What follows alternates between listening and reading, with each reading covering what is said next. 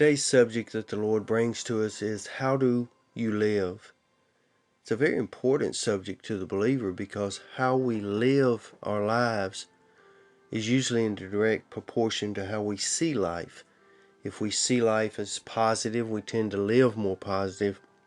If we go through life with a more of a negative attitude, we seem to live our life in a more negative attitude.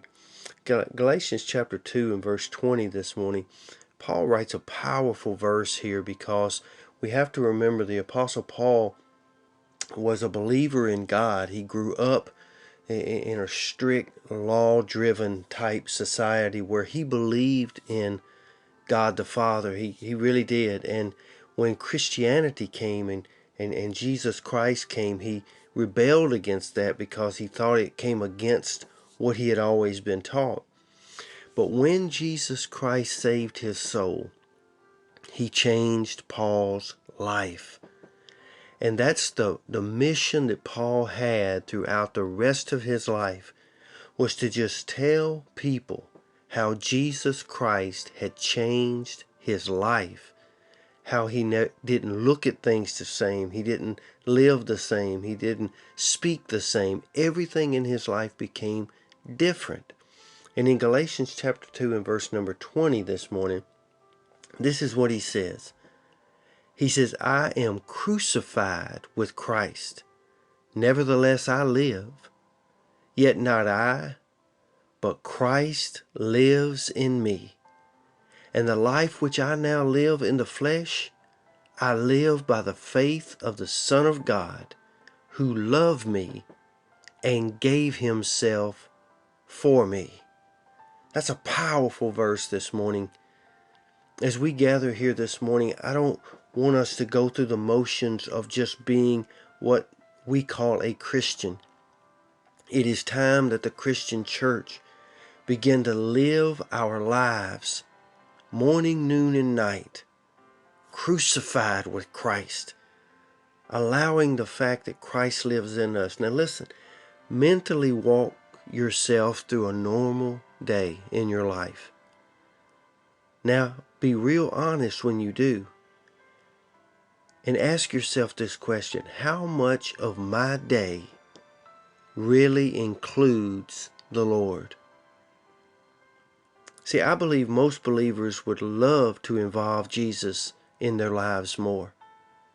If you're listening this morning to this devotion, it must be for a reason. Obviously, you desire to at least begin your day with thoughts of Christ.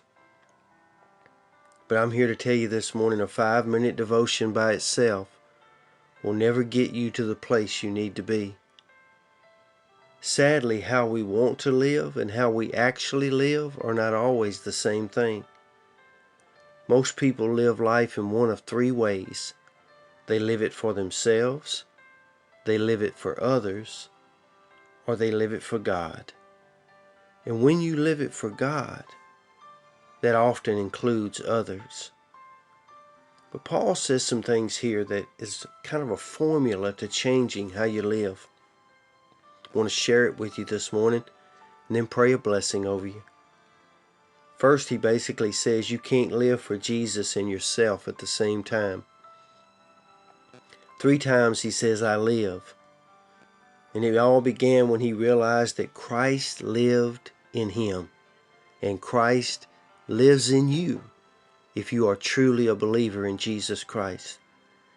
And even though he still lived in his body, he said, I now live it by faith.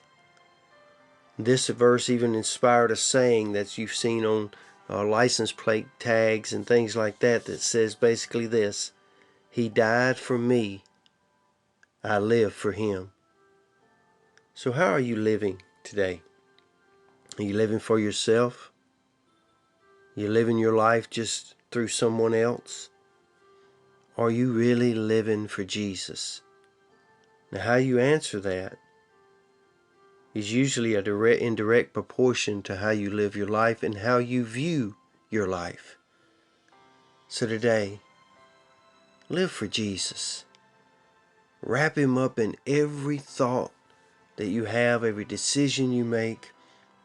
I believe it's time that the church stop trying to build Jesus around their life and begin to build our lives around Jesus.